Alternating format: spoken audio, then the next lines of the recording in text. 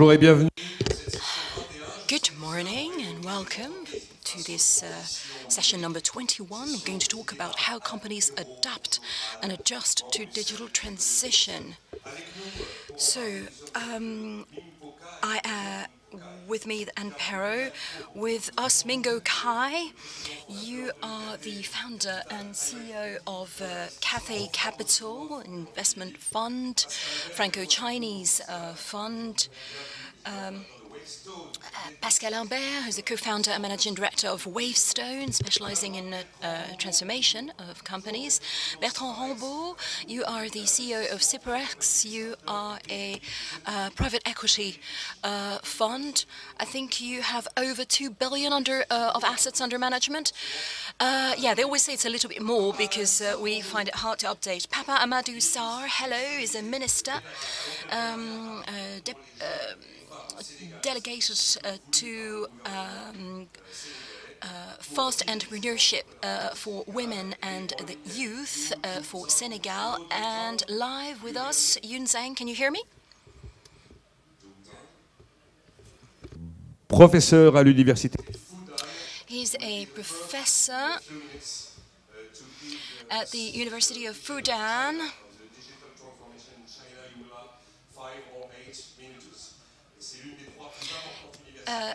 So Fudan is one of the 3 largest universities, and he's the dean and economics professor in Fudan. So companies faced with digital transitions. I'm going to give the floor to Anne Perrault from the Cercle des Économistes to introduce this topic.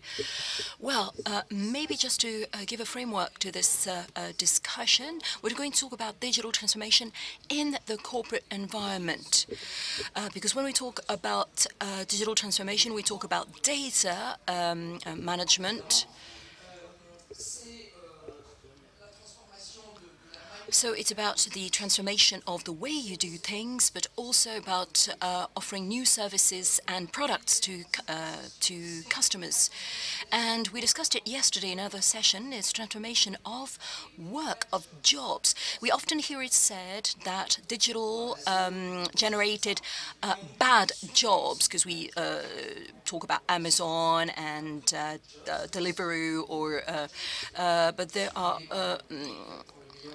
But you have to be aware that digital technology has made it possible to get rid of a lot of bad jobs, and it's going to also transform good quality jobs. If we talk about the introduction of digital technology in the law or in medicine, it is going to transform the job and work routine of lawyers, doctors.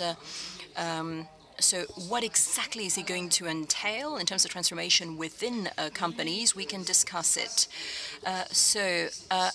And if we talk about how companies adjust to digital transformation, it's about a changing landscape for customers. Customers have an easier access to services that they used to be deprived of in the past, new services, but also access to pre-existing services.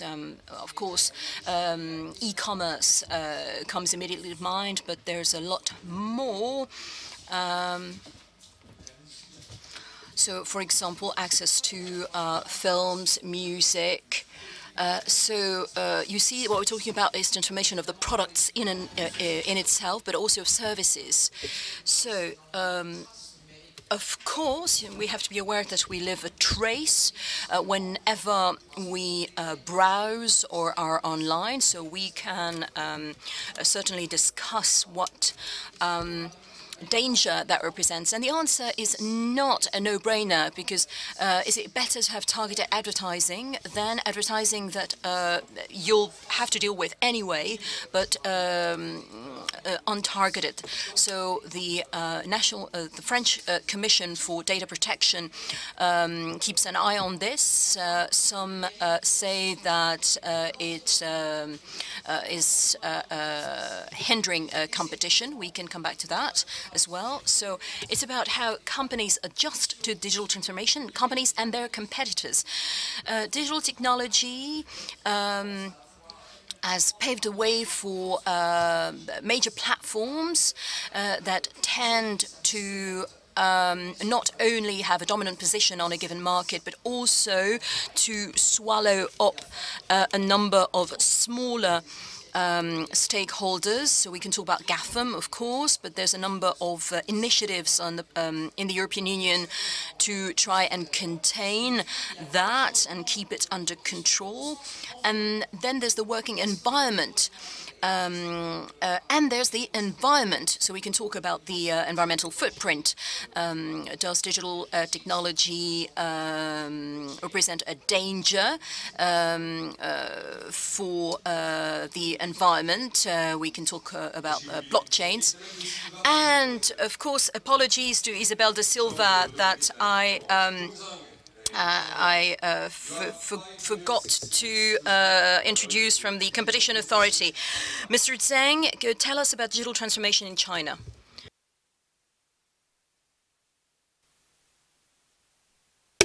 Great pleasure to be speaking a little bit about the digital transformation in China. From my office here at Fudan University,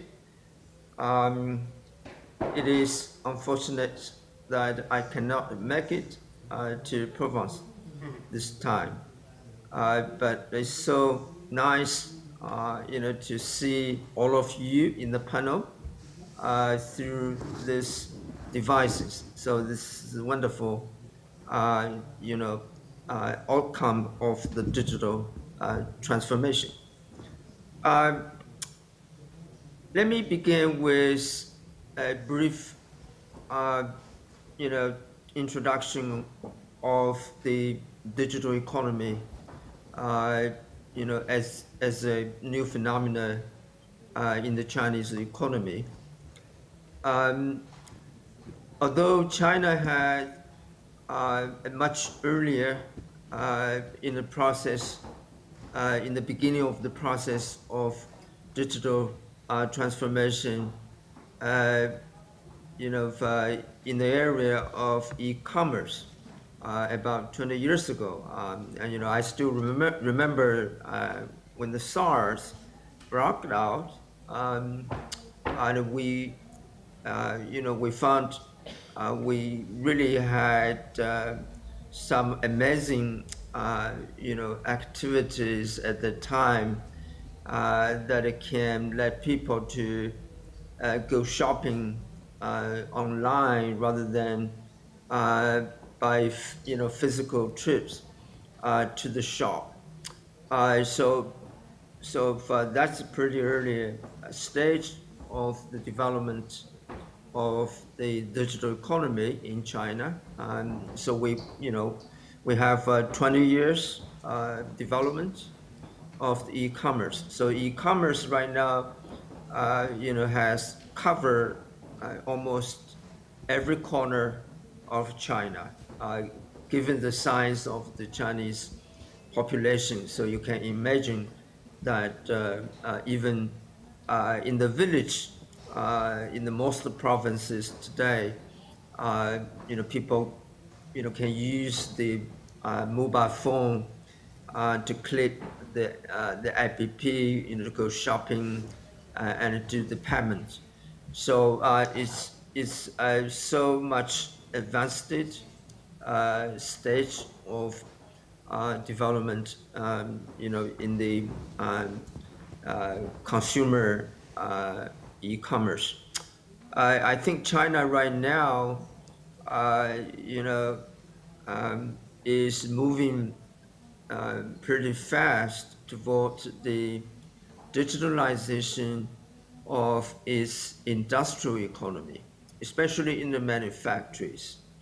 There have been a lot of internet platform, in the industrial sector in China right now, which I think would lead to the broader scope of the application of the internet technique into the manufacturing sector. So we have right now have a lot of big cities like Shanghai, Shenzhen, a lot of companies right now in the manufacturing sector, have moved up very fast to the smarter manufacturing technology. Um, roughly speaking, the digital economy in China has, developed from the consumer sector to the manufacturing sector. So they created a different pattern of the uh, internet-driven, new model of for businesses.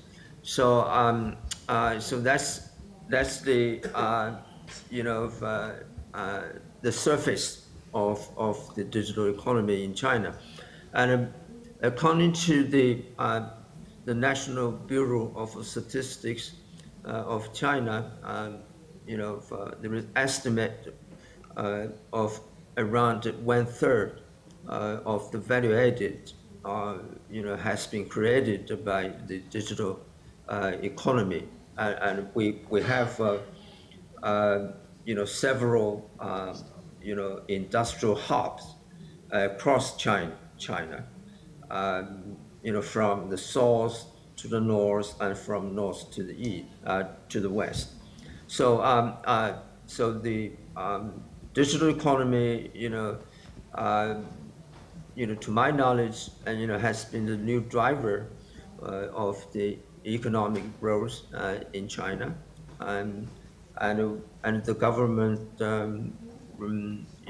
paid a lot of attention to the digital transformation, of the traditional manufacturing sector. And behind this, I mean, I just outlined some of the facts uh, in terms of the digital transformation of the Chinese economy, but I think underlying, uh, uh, policy framework. I think a lot of people are concerned about this. Uh, the policy framework in China has been not very clear, I think, even so far. Because when we look back 20 years ago, we didn't have any policy guide, to help the creation of the business in the digital sector. Rather they have a lot of spontaneous, growth of the e-commerce businesses from the bottom of the system in China. And the same thing happened when Alibaba initially come out with these mobile payment devices 15 years ago. Nobody know, Alibaba has a greater potential. Nobody understand, uh, you know, uh, whether or not the Alibaba can sustain uh, by developing its mobile payment system. I remember last year I paid a visit to the small museum of Alibaba, so I can see the initial big devices displayed there to show 15 years ago how the small number of people under Jacob Ma leadership, developed that kind of idea, and build up this gigantic devices, to serve the customers through the internet. So, Juzan, but time is 15 off years now. later, Sir, your time is up. Do you think you can wrap up? economy recovering, for not only the e-commerce, but also, spreading over to other, economic areas in China. and Townset in the in another big city in the south of China, Shenzhen, is another example that it comes out from the bottom of the system, and rather than it is the outcome of the national industrial policy. So I would like to say, there has not been very clear today that China had, industrial policy, by which the digital transformation can be carried out with that policy framework. And another fact that we didn't come up with the mature package of policies, in the in the process of digital transformation in China, is that people today complain a lot about the privacy protection issue, because in China everybody believe that the personal information is largely been released from the companies to from the government and to companies. So there is a lot of concern about that privacy and the protection of the data, ownership. So I think from right now on, maybe for the next 10 to 15 years. Sir, please. Sir, can you please wrap up? Your time is up. Yeah. Yeah. Let me wrap up by summarizing my point. First, I think you need to keep in mind that in China there has been there has been a lack of policy framework, or even the competition policy to be the guideline for the digital transformation. All the business created by people from the bottom of the system. So the policy has been very much lagging behind it. Second point is that right now I think the Chinese family began to become very much concerned about the privacy protection of the data ownership or something like that, and then the government responded to that issue by call for the legal protection of privacy and data ownership. Thank you. So that will take a Thank you, Juzan. Thank you, sir. Thank you. the mature legal system to cope with the Okay. rapid development of the digital transformation of China. Okay. Thank you very much, sir.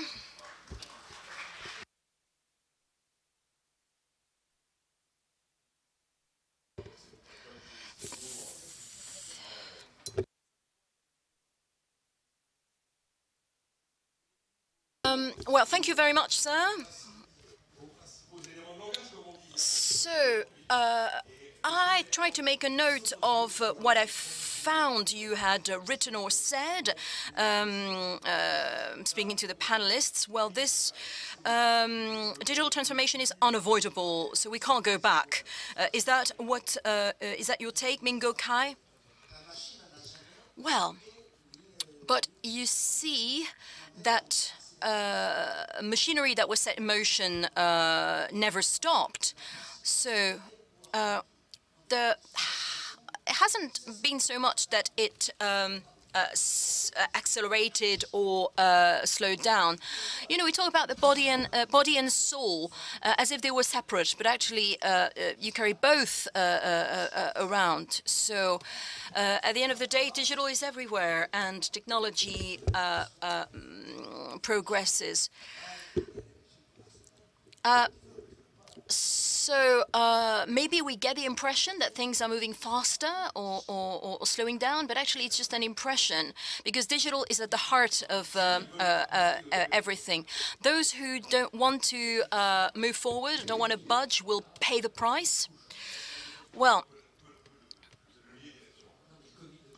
and the pandemic certainly has even exacerbated that, because the corporate environment had already understood that digital technology was at the heart of the economy, but the pandemic has even made that more true. They've realized that digital technology was something they could really make use of to resist and to survive past the pandemic. And that's not only true of big corporations, but of SMEs that realized that without digital, there was no future. But when we talk about digital technology, what do you put behind it? Internet, so websites, everything in the cloud, Internet of Objects. Well, yes, it's the business model of companies, is their modus operandi in-house, retail bank, from retail bank to hypermarkets. And as Mr. Junzheng said, in the industry and in the near future, the agro-food business will become digital based on data and a number of elements that help with tracking and tracing. So, but beyond beyond the business model, digital is becoming really the benchmark for customer relationship, and the relations is not only B2C but also B2B, and the relationship of any company with their ecosystem. So for any company to work efficiently and interact efficiently, they need digital. So it's multi-faceted, it's everywhere in companies, and it's transforming the way people work, the way production takes place, the way supply chains are managed. So digital technology has invaded everywhere in our corporate environment. Feel free to chip in.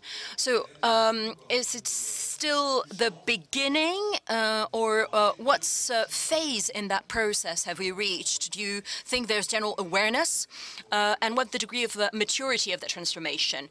No, I would say that we are really in on action mode. We no longer are experimenting because of COVID.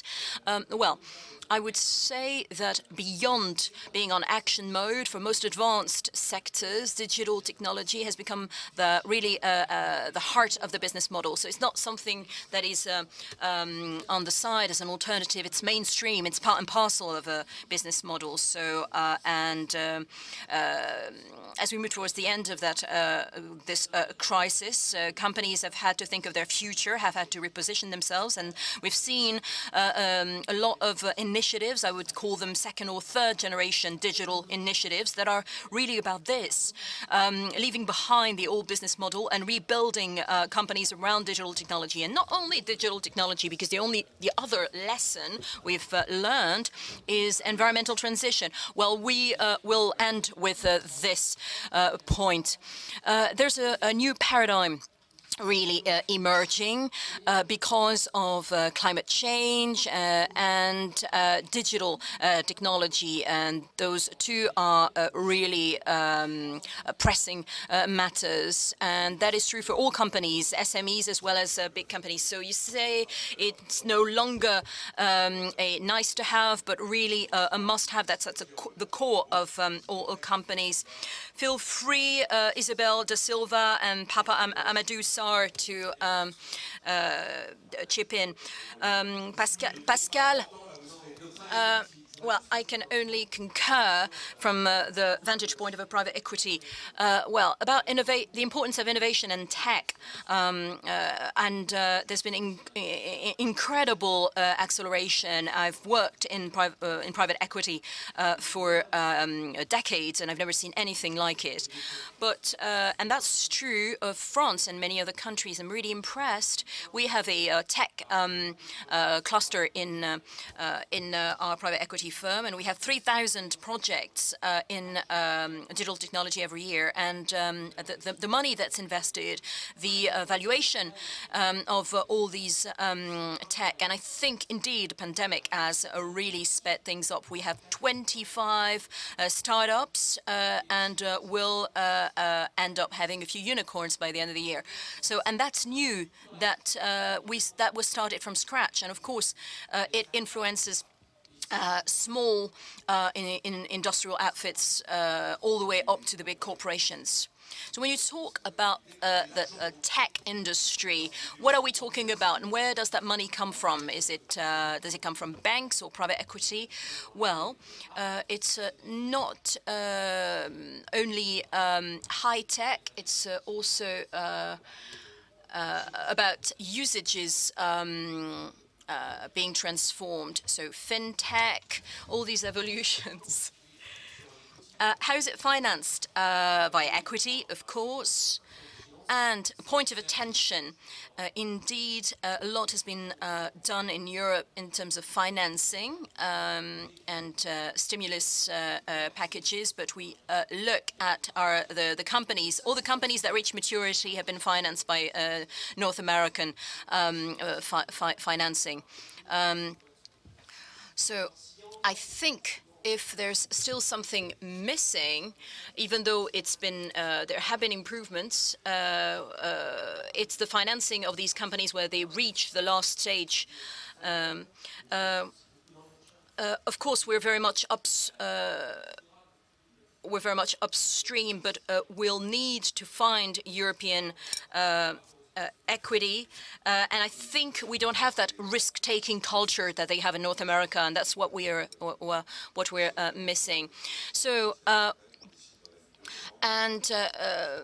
you talk about financing coming from North America and China. I think there are some political choices to be made. I'm thinking of the reform of the pension system. Maybe 4 out of this points in this point-based system will be linked to these considerations. Isabel de Silva, what of the pandemic impact? Well, I think the pandemic has definitely sped things up, even though there were some pre-existing evolution. And over the last 20 years, we could ask whether some sectors were going to be left behind or not as impacted. But I think that's no longer the case. I'm thinking of luxury goods. It used to be that we thought luxury goods had to be sold in fancy stores. Well, actually, e-commerce has greatly developed. Also, we've realized that as we learn to use all those digital tools to work in video conferencing, so even for employees and workers that had very rarely used video conferencing or digital tools before, that was the change driven by the pandemic. I'm thinking of retail during lockdown, because, you know, during lockdown we only went to those food stores and supermarkets, and the notion that they were essential stores. We also discussed repatriating or reshoring production in France. So what was interesting is that during the pandemic we reflected on what was essential, and so choices will have to be made in companies. Some might have thought that past the pandemic we would no longer need actual physical premises, but that everybody would be working from home. But actually, it's not something that everybody agrees with. We realize that meeting here in Aix-en-Provence is not the same as all being on Zoom, so there's definitely an added value in being all together. We've talked about retail. Well, during lockdown, some small retail shops decided to set up a website, which was hard to do overnight, but they felt the urge to go online. So it's a tipping point, and there'll be social and societal choices. Do we really want to move to everything being online? and it is going to impact on our relationships with our friends, with our co-workers. And one of the lessons I think I'm going to draw from this pandemic is that video conferencing tools were very much needed. We couldn't have worked without them, but we've seen competition in real time because we were all on Zoom, WebEx, and Teams, and we were able to compare these tools, and that's interesting to note, and maybe I'll come back to it. We can talk about which are the dominant players in competition, including on these digital tools, and it's something that benefits users. Papa Amadou Sarr, about the fact that we really took a 360-degree turn. Next time it'll be in Dakar, so I think I'll be able to speak longer. Well, please keep. Well, I'm going to tell stories. I'm a minister. So I'm in charge of supporting financing for SMEs and startup companies. When the crisis started, we had to re-engineer and digitize a great number of procedures. So cash transfer online. So SMEs that we support, and Bertrand said that before, in less than 2 years, I've invested no less than 10 million euros of public funds. You mean? Yes, public funds and in equity in startups and tech. And the central bank called me, and they said, "What are you doing?" And I said, "Well, I support startup companies. There's a company called Eon, and they're currently raising 500,000 euros. We invested 80,000 euros, and they work with Orange to develop their whole digital health system, and they actually want to bid with the health ministry. So if we look at those startups, they've all have had to change their business model and adapt. And currently, the highest performing companies in Senegal are the ones in tech, in AI, in delivery, pay as you go. And what's interesting, and I'll stop here. I realize that there's 10 to 20% of all the companies that come to us to get support for financing that are in the tech industry and digital industry. About the post-COVID world, I think we'll all agree that it is great for me to be able to stay in Dakar whilst being on Zoom, chatting with people in the US and in France, because I don't have to pay plane tickets and travel, etc. So, and I realize in my capacity as minister, always have to fight a little bit with the other ministers that are a bit more reluctant. Well, I was going to say, are you going to become a state minister anytime soon? Well, I'm called Mr. Government 3.0. Okay, so Papa Amadou Sarr 3.0. Okay. Well, what's interesting, Nicolas, and I'll stop there, as Bertrand and Mingo Kai said, most of the resources and partnerships I can tap into to support tech and digital companies come from North America, and they're based in Delaware and attached to the MIT. And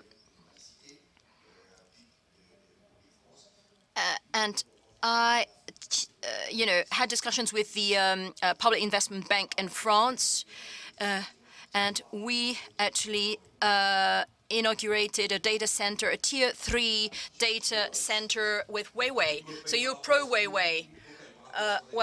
Minko Kai, do you want to respond to what has just been said? Well, Well, we are already on the other side in a we've already stepped into a new digital world. As Cathay, Cathay Capital, we are a Franco-Chinese company. We currently have 4.5 billion of assets under management, and our two founders are in the room, Edouard. And so in 6 years, 13 unicorns across 3 continents.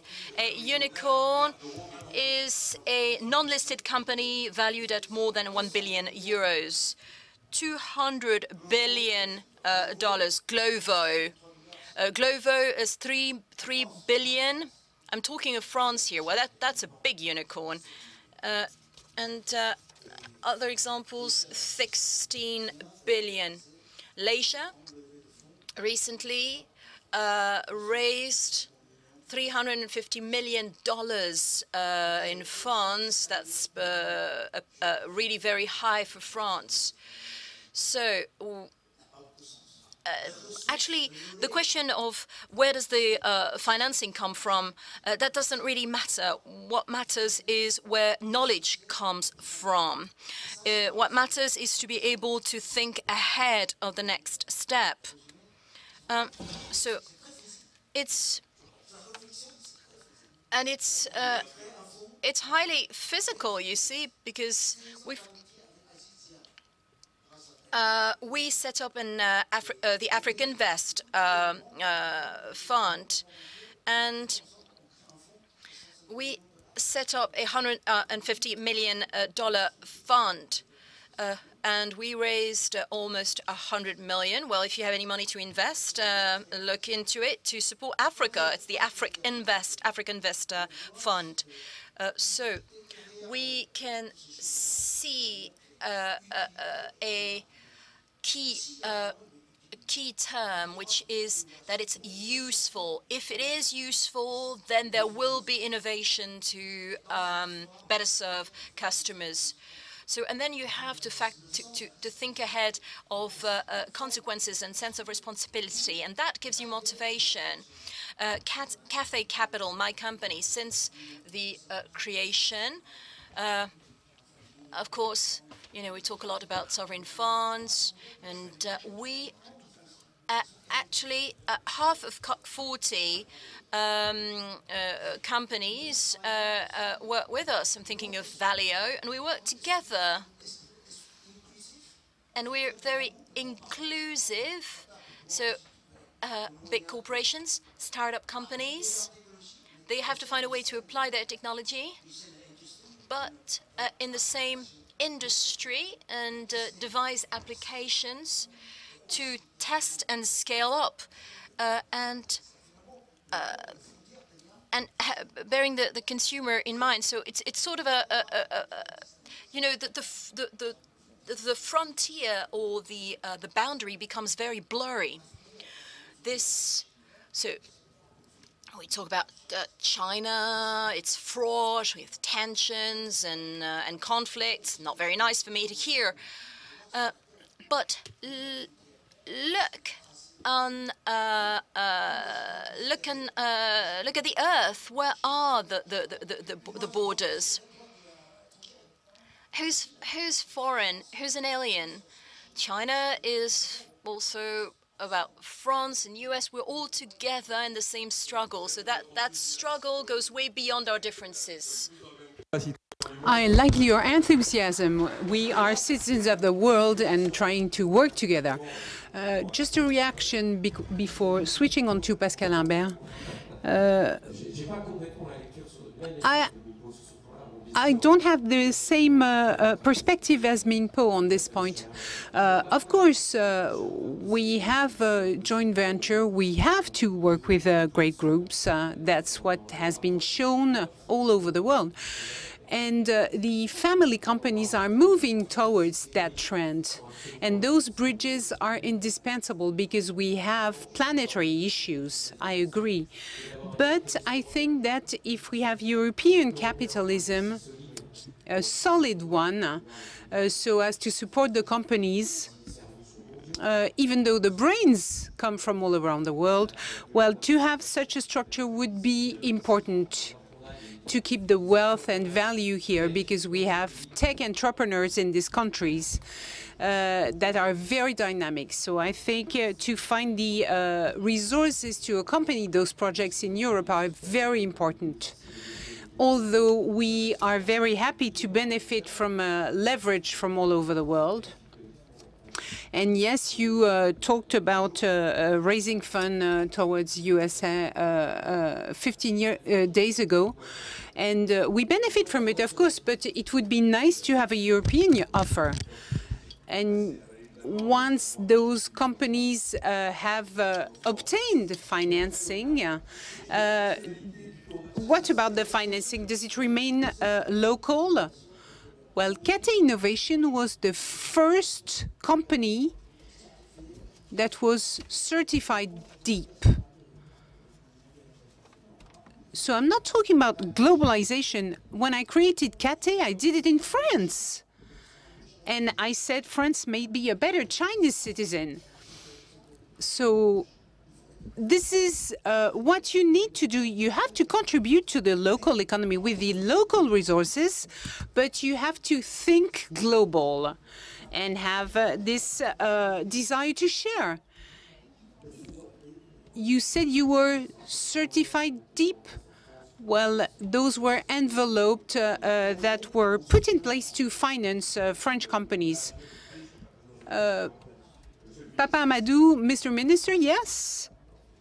When we talk about startups, we have pitch days. They come from university or engineer schools, and we say we have resources. Now, what's the first question they ask? Well, in fact, they don't really care about where the money comes from. They say, I need 5,000 euros for my proof of concept. And then I need to scale. So they never ask where the money comes from. They don't care about that. They want to create businesses.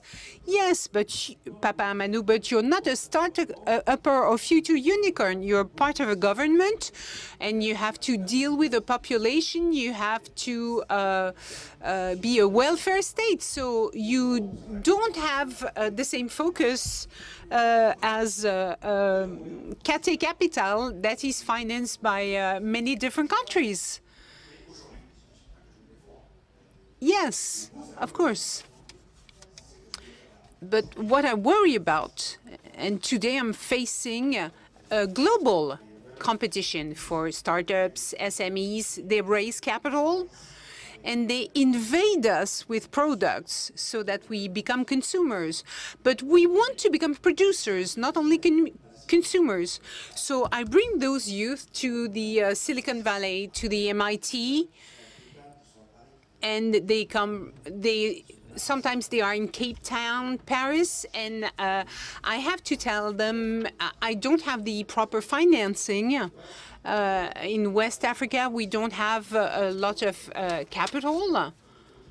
So if someone wishes to finance you in Delaware or in Fulan, well, go ahead. But please reinvest in Senegal. Now, Pascal, what about, are we all financing the world?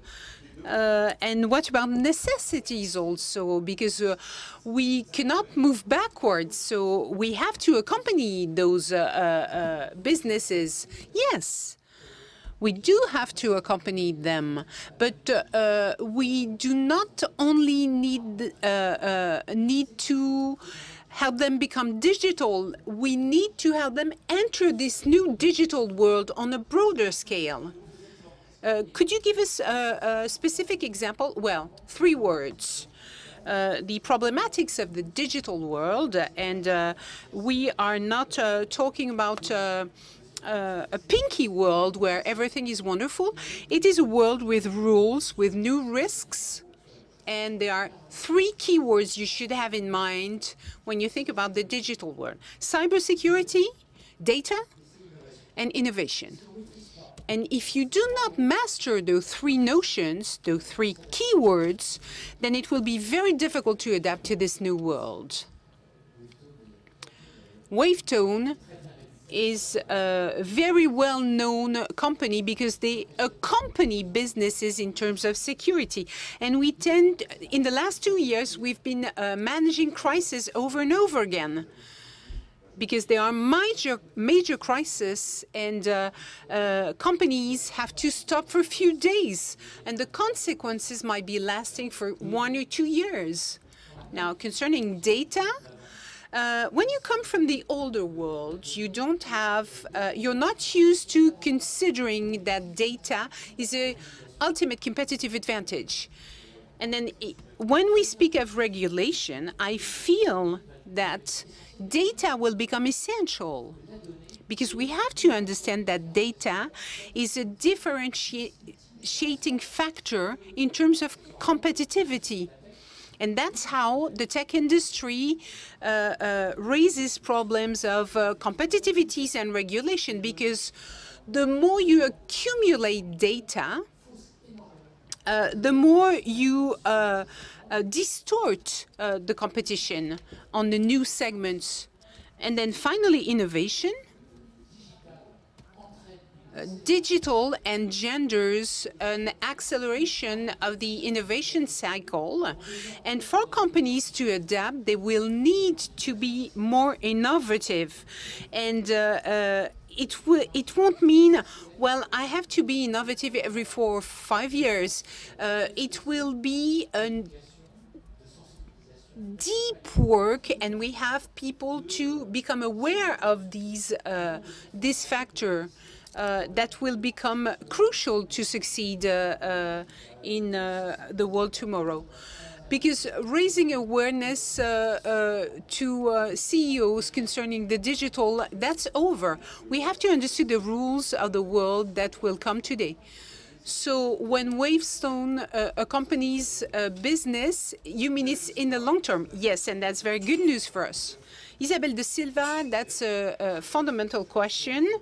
That is the one of regulation, of competition, healthy competition, and maybe the European position, because there is a huge match between China and the US, and we seem to be standing in the middle. So what's your perspective? Well, digital has become subject number one for competitive authorities for a few years for several reasons. First, because the business models have been upturned. Also, because we wish to see whether competition can be relevant or not. So I can give you 2 examples. The press, which shifted to the digital, and also music, because people do not buy CDs any longer and use streaming platforms. So it changes the markets and the way we view competition. So there was regulation that was crucial first, because digital players had to face regulators. I can give you the example of VTC versus taxis, that is Uber cars versus taxis. And we found that in every sector, such as health, online sell for books, for example. Now, the main subject nowadays is about the great platforms. And when they were created a few years ago, they were perceived as innovatives and felt like little David facing Goliath when they came in.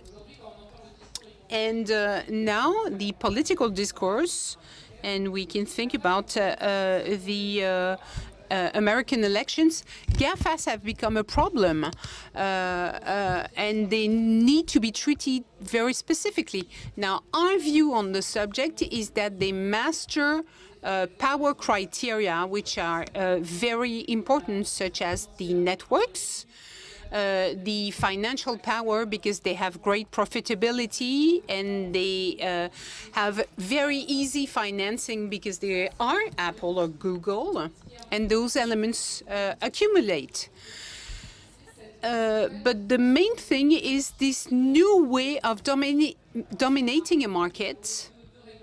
So we have two regulations that we are discussing, the Digital Market Act and Digital Business Act, that will complement the competition, and meaning that we wish to target specific companies. So we have to regulate dominant operators, but the new text would be to target specific behaviors. For example, self-preferencing, that is treating yourself more favorably than the others. Also the access to data. And those companies offer very innovative services, but we wish to see and target what curbs the arrival of competitors. For example, the use of smartphones and the NFC aerial of the smartphone for Apple Pay. And other companies would like to offer services for payment. And those are problems we can see in every sector concerned with interoperability.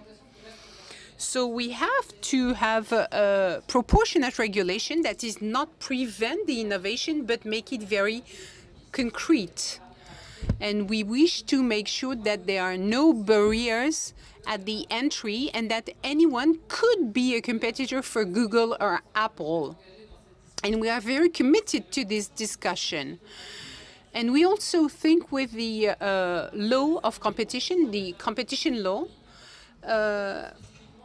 for example, there was an advertising online, which was a programmed and targeted one. And we wish to review those new economic sectors that are very complex but create value. And in those new digital sectors, there are two-figure growth that we not necessarily find in the old economy. So we have to favor those sectors for innovation. So you said we are thinking about it or will be trying to, but people are not waiting for us. You know about those procedures that have been lasted for 6 or 7 years in the USA. Well, I think Europe could serve as an example. Especially in the USA, because the antitrust tool have not been used extensively or efficiently. So, and today we've changed. So concerning Google and the right for press publishers, we reacted quite quickly, and in 4 months' time, we managed to have a discussion and a regulation. So all those public state rules which are necessary for our economies are important, and we have to react very quickly. Now, should we have preventive action? This is the main issue we're asking ourselves.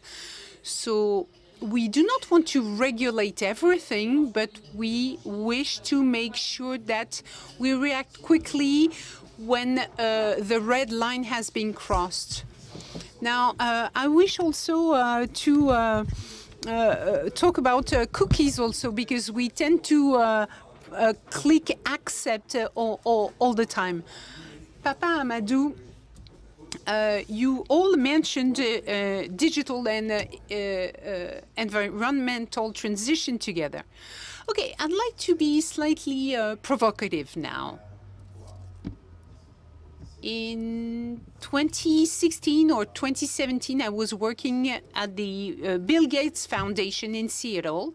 He came to me and we talked with the lawyers because it was the Ebola crisis and we were looking for a new vaccine. So he told the guys, innovate. Je vous parle de 2014. Et après, on pose des questions sur les aspects régulation. And then we asked about regulations and rules. Et Lawyers that has followed me. Je reviens en français, excusez-moi. J'ai 1000. Okay, I have 1,000 lawyers with me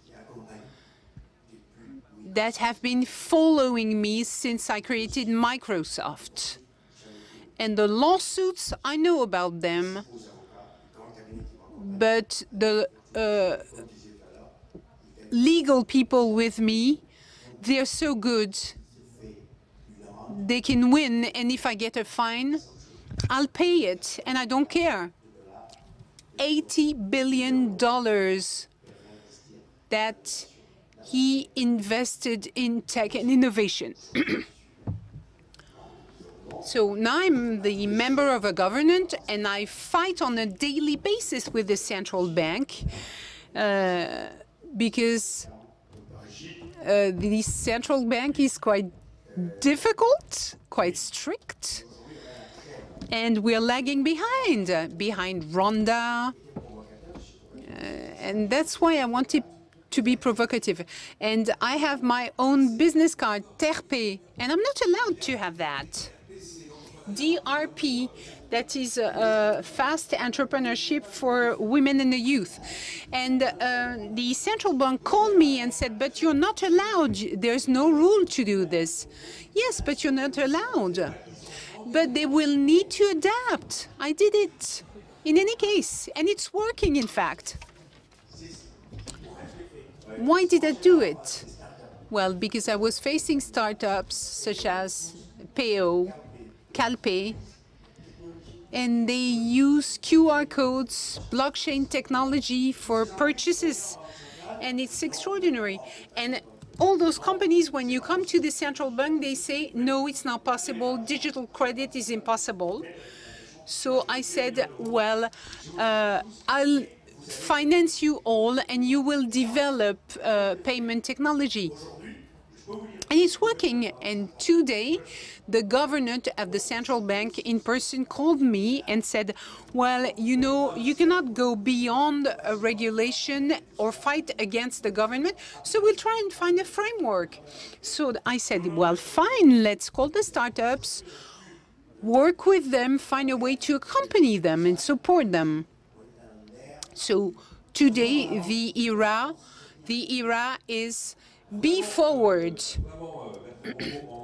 Bertrand Rambaud, as a teasing, because we have to stop in 1 minute, in fact, you considered that the digital was important for environmental transition. What do you mean?